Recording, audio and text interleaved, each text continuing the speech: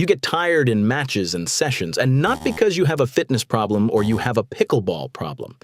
And I say that because most players who feel exhausted on the court, players who are gasping by game 2, whose legs are heavy by game 3, who feel like they need to sit down while everyone else keeps playing, assume the answer is to get in better shape, run more, work out more, build more endurance, and maybe some of that helps. But it's probably not the actual problem, because the best pickleball players at your club aren't necessarily the most athletic people there. They're not running the most, they're running the least. They've figured something out that most recreational players never do.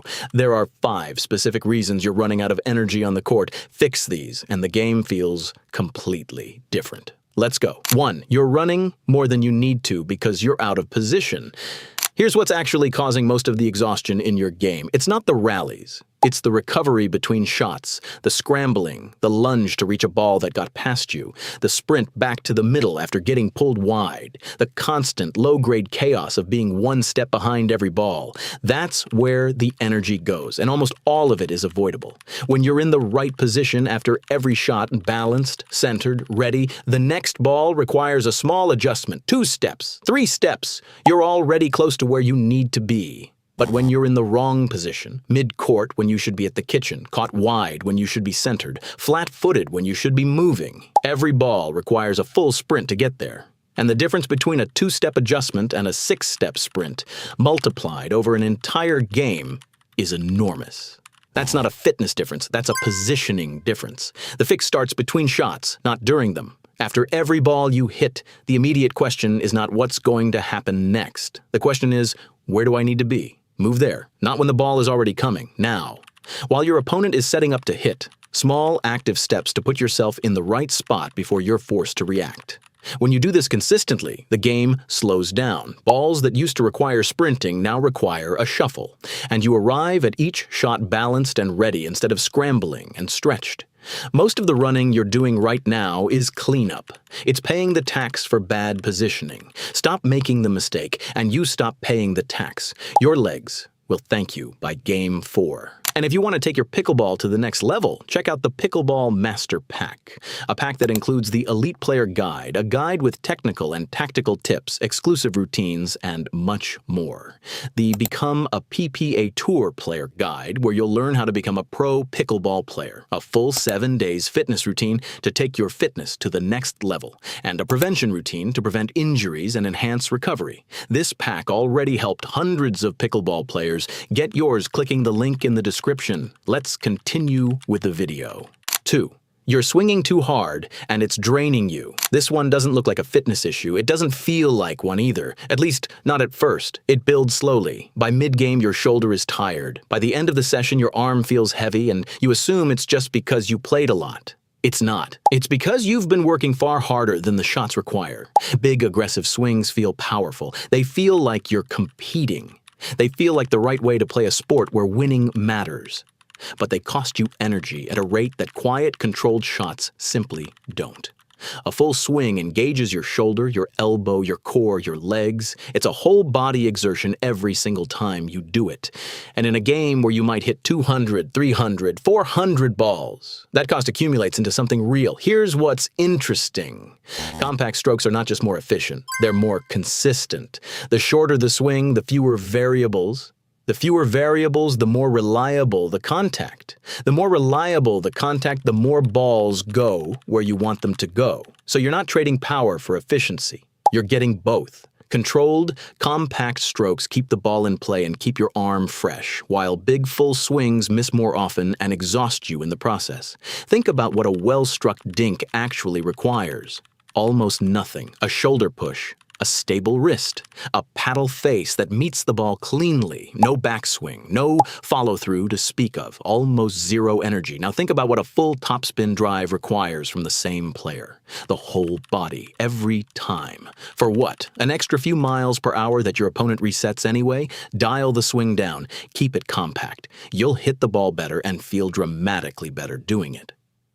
3.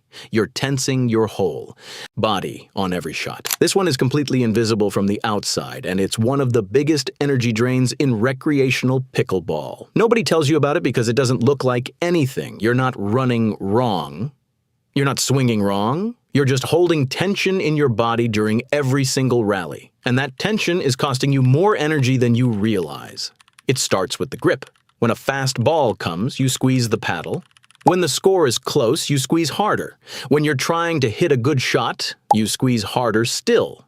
And that grip tension travels up. It goes into the forearm, into the shoulder, into the neck, into the jaw.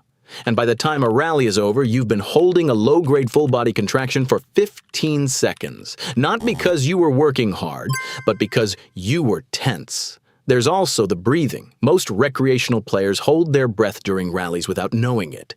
The ball comes fast, attention spikes, and somewhere in the middle of the point, the breathing stops. For 3 seconds, 5 seconds, sometimes the whole rally.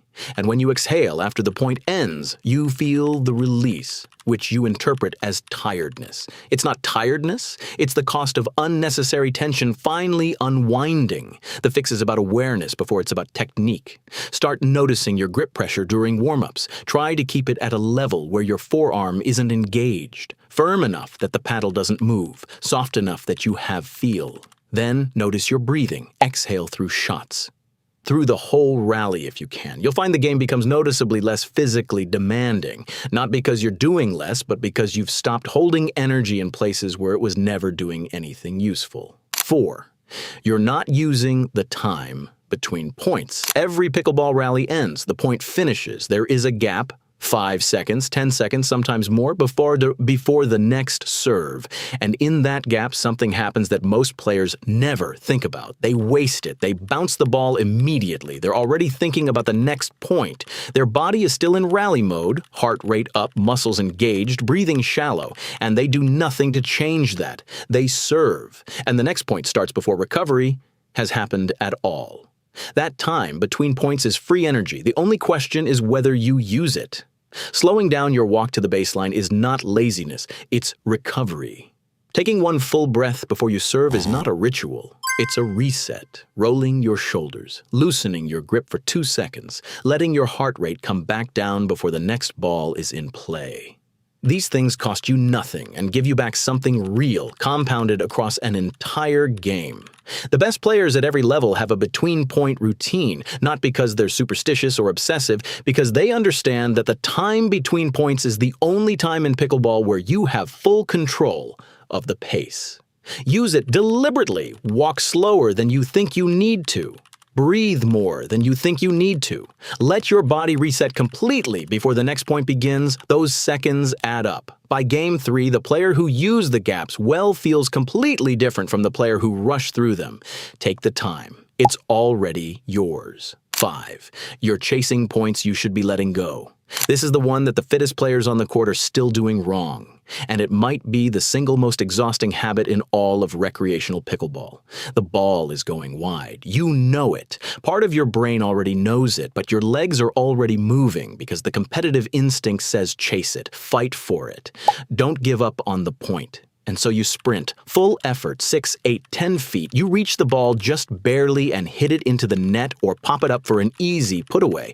The point is over. You lost it anyway, and you spent a full sprint on a ball you were never going to get back. Multiply that by every similar ball in a game. The lob that's clearly going out, the drive that's heading 2 feet wide, the ball that's already dropping past the baseline. Every time you sprint for one of those and the point ends the same way, you've donated energy to a lost cause. And that energy comes out of a budget that is not unlimited. Smart players develop a fast, unconscious read on which balls are worth chasing and which aren't. It's not about giving up, it's about accuracy. If the ball is out, it's out. You didn't lose that point by not chasing it, you lost it when it left their paddle. Accept that and stay where you are. Your legs aren't running on infinite fuel. The one-sentence test is this: can I realistically get to this ball and hit something useful with it? If the honest answer is no, don't go. Let it go. The point was already gone, and the energy you saved will win you the next one. So there it is. Fix your positioning between shots and stop paying the tax on scrambling, shorten the swing, and do less work for the same or better results. Relax the grip and breathe through rallies so tension stops draining you from the inside. Use the time between points like the recovery tool it is. And stop chasing balls that were already gone before your feet moved. None of this is a fitness plan. None of it requires you to be in better shape than you are right now. It requires a different relationship with energy, understanding where it's going, why it's going there, and how to stop spending it on things that aren't winning you points. Pickleball is supposed to be the sport you can play for life. These 5 changes are how it actually feels that way. If one of these hit home, drop it in the comments. And if you want to keep seeing the game broken down the way it actually works, subscribe to the Pickleball Dude. See you in the next one.